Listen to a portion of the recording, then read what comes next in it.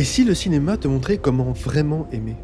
Je ne sais pas si t'as remarqué, mais en général, quand on parle d'amour, on considère surtout le côté passionnel.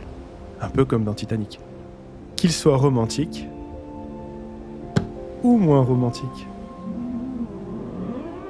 Sauf qu'on oublie comment ça finit pour DiCaprio. Sous l'océan, c'est bien mieux, tout le monde est Bon, on va commencer par arrêter avec les conneries romantiques de chez Disney. Écoute pas les deux crustacés, y a absolument personne qui est heureux sous l'océan. Et c'est pour ça qu'il est super important pour vous de vous intéresser aux différentes formes d'amour. Ouais, alors marre-toi bien parce qu'on va vite rentrer dans le vif du sujet. Et la suite va être un peu plus métaphysique. Histoire de poser les bases, je vais commencer par te présenter la définition de l'amour qui est développée dans Interstellar, sorti en 2014. Dans ce film, on suit une équipe d'exploration qui est confrontée à une problématique de temps, du fait que la Terre est accessoirement en train de crever, dérèglement climatique, tout ça, et une problématique d'espace, du fait qu'ils doivent confirmer si une des 3 planètes potentiellement habitables l'est réellement, sauf qu'elles sont juste toutes dispersées aux confins de l'univers. La galère, quoi. Et Interstellar exploite l'idée que l'amour, c'est ce qui rend possible l'instinct d'autopréservation, par amour de soi, et de préservation de ses semblables, l'entraide, par amour de l'autre. Du coup, il place l'amour au même niveau que la gravité ou même le temps. Il fait partie de ces éléments qui régissent l'univers.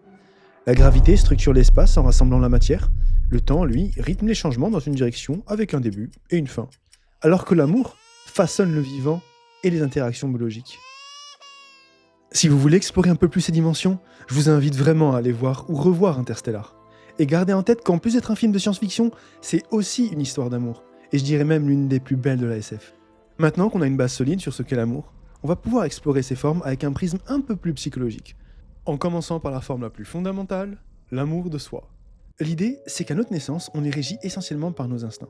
On ne sait pas c'est quoi aimer, mais on a peur quand on se sent en insécurité, et pour tout enfant, c'est instinctivement ses parents qui lui apportent cette sécurité. Pour un enfant, perdre ses parents, c'est synonyme de la mort. De ce fait, un enfant s'intéresse énormément aux démonstrations d'attachement qui l'unit à ses parents. Qui n'a jamais demandé avec beaucoup d'inquiétude « Dis maman, tu m'aimes ?» Et ce premier « je t'aime », c'est la graine plantée au fond de chacun de nous qui va devenir, si elle est cultivée, l'amour de soi. Malheureusement, beaucoup trop de parents ne se rendent pas compte comment à travers leurs petits mots, ou même de gestes a priori insignifiants, ils peuvent très facilement reprendre ce qu'ils viennent de donner. Dans Mr. Nobody, sorti en 2009, on suit justement les destinées tragiques de Nemo. Un enfant qui n'a pas eu cette sécurité parentale, malgré ses tentatives un peu bizarres d'attirer l'attention, sur le quai d'un train, il doit choisir entre ses 2 parents et les 3 amours de sa vie.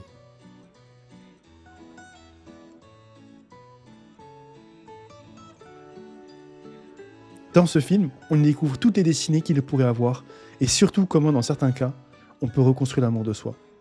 En effet, dans une des destinées, on comprend que la grande difficulté, c'est être capable de recevoir en étant sensible aux autres, sans pour autant tout perdre du fait de cette même sensibilité.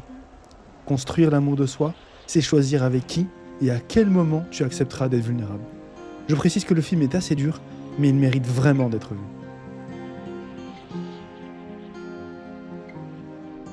Bon, maintenant qu'on a réappris à s'aimer, il est temps de réapprendre à aimer les autres. Et parmi les formes d'amour tournées vers les autres, on va commencer par l'amour romantique. Alors dans Mr. Nobody, des histoires romantiques foireuses, il y en a un paquet. Mais il y a un film, assez peu connu d'ailleurs, qui lui a le mérite de vraiment expliciter les travers de l'amour romantique. Et comment les surmonter. C'est l'amour. Et non, c'est pas Aladdin. La difficulté avec cet amour, c'est que quel que soit notre niveau d'amour-propre, il se nourrit de fantasmes qui occultent notre vision. Pour certains, c'est le mariage. Et pour d'autres, je crois qu'il est temps de parler du cas de Don John sorti en 2013. Lui, c'est John. Et John, il est enfermé dans un schéma bien centré autour de lui parce qu'il se kiffe vraiment. Son porno, son corps, sa voiture, ses potes, encore que c'est plus des faire-valoir qu'autre chose, les femmes, beaucoup de femmes, et surtout, son porno. Mais alors là, on parle en pétaoctets de porno. John s'aime, mais il n'aime pas les autres. Il se satisfait des autres. Et vous savez quoi ? C'est assez difficile d'être satisfait avec une autre personne, surtout si elle a ses propres envies. Et c'est d'autant plus difficile d'être satisfait quand la personne qui a ses propres envies vous manipule avec vos addictions pour se satisfaire. I think you should go back to school, baby. What? Yeah, come on. Whoa, whoa. Just the night class. Just get your degree. Yeah, you'd be so sexy with a real job. Attention, je ne dis pas que l'amour romantique ou passionnel est intrinsèquement mauvais, mais quand il n'y a que du fantasme, on en tire rarement quelque chose de bon. Et c'est pour ça qu'il est intéressant, quand il se manifeste, de l'accompagner avec quelque chose de plus élevé. L'amour platonique. On pourrait définir l'amour platonique comme une version sincère, légère et sans jugement de l'amour. Quoi de mieux qu'une scène pour illustrer la chose? It's just a little thing. Go ahead. Okay. All right. What the fuck is this? It's actually really good. What is the matter with you? Have you seen it? You crazy? Histoire de ne pas trop vous spoiler, sachez qu'il n'y a que 2 personnes qui ont vraiment aidé John. L'une d'entre elles a même fait découvrir à John quelque chose qu'il n'a jamais connu. Il a découvert ce que ça faisait de se dévoiler sans jugement, d'être compris, de connecter, et d'avoir un plaisir bien plus profond que celui qu'il a recherché systématiquement dans ses moments solitaires. Et je pense qu'il peut vraiment apporter un regard nouveau sur la place que peut avoir l'amour platonique au-delà du cadre amical. Si on s'en tient à la philosophie derrière ce film, un couple heureux, c'est un subtil mélange entre l'amour platonique et l'amour romantique passionnel. Je trouve que ça reflète pas mal ce que j'ai pu voir dans ma vie. Et toi ? Et si toi aussi tu as réussi à connecter avec quelqu'un ?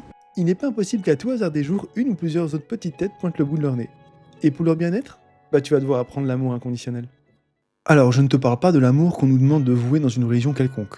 I told the father a while back that I stopped watching pornography, but that was a lie. I didn't stop at all. Thing is, this week I actually did stop, like totally just not doing it anymore. Other than that, I did have sex at a wedlock one time, but it was different. It wasn't just sex. It was like, I don't know, it's hard to explain, but 10 Lord's Prayers and 10 Hail Marys. wait, really? Same thing? No For difference? the ministry of the church, may God give you power. Wait, Father, I'm really sorry, but could you just tell me how you got to those numbers, please?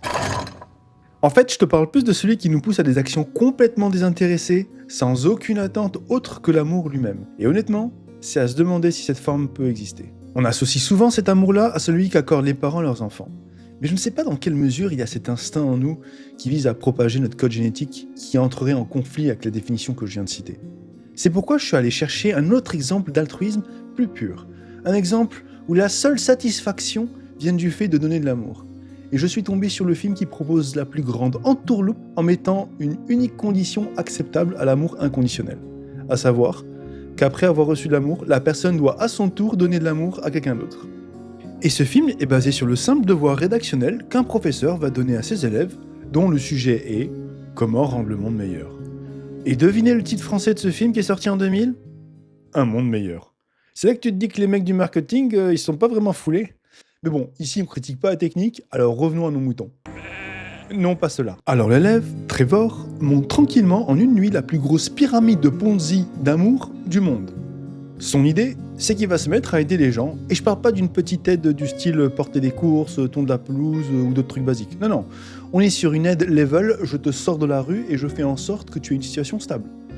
Et dans leur infinie reconnaissance, les gars sont prêts à tout pour le remercier. Ce à quoi Trevor répond, tu dois maintenant aider 3 autres personnes, et ces 3 autres personnes que tu auras aidées, tu leur demanderas exactement la même chose.